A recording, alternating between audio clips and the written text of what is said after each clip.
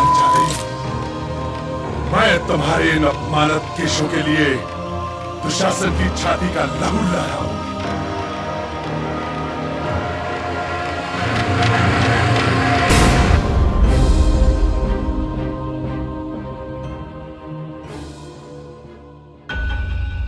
दोस्तों, क्या आपको पता है कि महाभारत के युद्ध में सबसे पहला अस्त्र, सबसे पहला प्रहार, सबसे पहला तीर किसने चलाया था? महाभारत के युद्ध के पहले दिन सबसे पहला तीर दुशासन ने चलाया था। आज मैं आपको दुशासन के बारे में कुछ ऐसे रहस्य बताऊंगा जो संभवतः आपने पहले कभी नहीं सुने होंगे।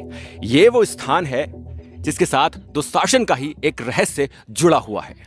मैं पांडुपुत्र भीम यह शपथ लेता हूँ, जब तक रणभूमि में इस दुशासन की छाती का लहू नहीं पी लूंगा, तब तक अपने पूर्वजों को अपना मुंह नहीं दिखाऊंगा। दुशासन, इसका अर्थ होता है जिस पे शासन ना किया जा सके। दुशासन ईर्ष्या से और घमंड से और क्रोध से भरा रहा करता था। दुशासन वो व्यक्ति था जिसने माता द्रौपदी का भरी सभा में चीरहरण किया था। दुशासन को मारकर उसकी छाती का लहू पीने की शपथ खाई थी भीम ने, और दुशासन के लहू से अपना केश धोने की शपथ ली थी माता द्रौपदी ने। आज आपको उसी स्थान के दर्शन कराने वाला हूं जहां पर माता द्रौपदी ने दुशासन के लहू से अपने केश धोए थे। कुरुक्षेत्र की ये वो भूमि है, ये वो ब्रह्म सरोवर है जो महाभारत की विशालकाय सेना का जल स्रोत था। कुछ लोग मानते हैं कि यहां पर ही उस बड़ी सेना के लिए भोजन भी तैयार किया जाता था। महाभारत के युद्ध के दूसरे दिन दुशासन ने नकुल के अंगरक्षकों की हत्या कर दी थी। महाभारत के युद्ध के 10वें दिन शिखंडी को भी मारने का दुशासन ने प्रयास किया था और शिखंडी को लगभग अधमरा कर दिया था। शिखंडी को महाभारत के युद्ध में पितामह भीष्म को पराजित करने के लिए लाया गया था पांडवों की तरफ से, परंतु दुशासन ने उन्हें अधमरा कर दिया था। दोस्तों, महाभारत के युद्ध के 13वें दिन जब चक्रव्यूह रचा गया, उसमें अभिमन्यु उसमें प्रवेश कर जाते हैं, तो सबसे पहले जयद्रथ अभिमन्यु पर वार करते हैं। दूसरा वार दुशासन ने किया था। अभिमन्यु दुशासन को लगभग अधमरा भी कर देते हैं, परंतु दुशासन का पुत्र धूम्रसेन अभिमन्यु का वध कर देता है। महाभारत के युद्ध में यह सबसे नृशंस हत्याओं में से एक है जो अभिमन्यु के साथ किया गया, और कहीं ना कहीं इसमें दुशासन भी सम्मिलित है। तो युद्ध के 14वें दिन दुशासन अर्जुन को जयद्रथ का वध करने से रोकने का प्रयास करते हैं। युद्ध होता है दोनों के बीच में, अर्जुन और दुशासन के बीच में, परंतु दुशासन अर्जुन के सामने अधिक समय तक टिक नहीं पाते हैं और अर्जुन उन्हें परास्त कर देते हैं। परंतु यह प्रयास था दुशासन का कि वो किसी प्रकार अर्जुन को रोक सके।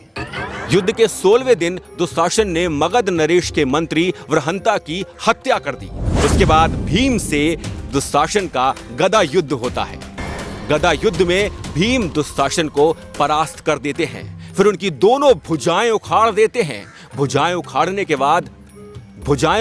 के बाद दुशासन का कवच फाड़कर उसकी छाती फाड़ देते हैं और उसका लहू पी लेते हैं। यह ऐसा वृतांत था कि आसपास के जितने भी सैनिक थे वो भीम को एक राक्षस मानकर मूर्छित हो गए थे। उनको लगा था कि भीम एक राक्षस बन चुके हैं जो दुशासन को खा रहे हैं, दुशासन का लहू पी रहे हैं। व्याकुल हो उठे थे कौरव और पांडवों के सैनिक।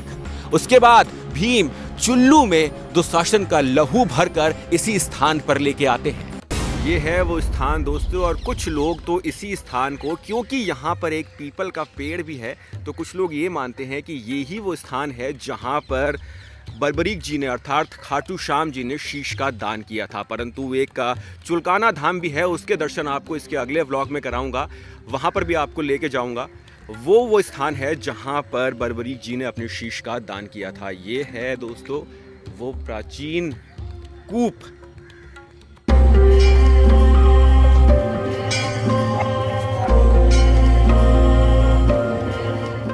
दोस्तों, आज से 5000 वर्ष पूर्व महाभारत के युद्ध के 16वें दिन यहाँ एक ऐसा वृतांत हुआ था जो किसी की समझ में नहीं आया था।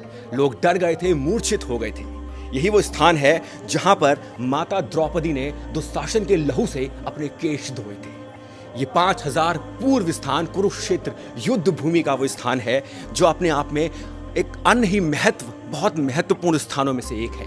अब तो यहाँ जो ईंटें हैं वो नई हैं, और परंतु ऐसा प्रतीत होता है कि ये काफी पुराना किला रहा होगा उस समय, जहाँ जो सैनिक हैं उनके लिए भोजन तैयार किया जाता था, और माता द्रौपदी यहाँ आके रहने लगी होंगी पांडवों के भोजन की व्यवस्था करने के लिए। ये देख रहे हैं आप, ईंटें पुरानी हैं अब, परंतु 5000 वर्ष पुरानी नहीं है।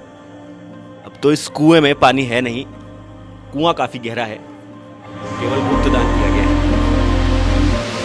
दोस्तों, आशा करता हूं कि दुशासन के ऊपर ये छोटी सी प्रस्तुति मेरी आपको पसंद आई होगी, परंतु अब जो व्लॉग आने वाला है वो आपको चौंका देगा।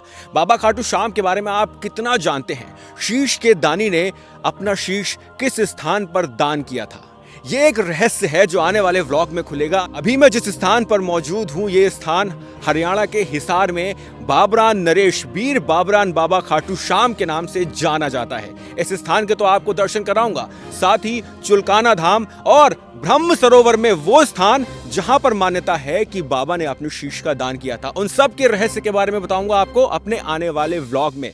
यदि आपको व्लॉग पसंद आया होगा तो लाइक कमेंट शेयर अवश्य कीजिएगा। यदि बहुत ही अच्छा लगा है तो आप मेरी वित्तीय सहायता भी कर सकते हैं। ये मेरा bank account number, UPI ID है। जय श्री राम, बोलिए बाबा खाटू श्याम हारे के सहारे की जय हो।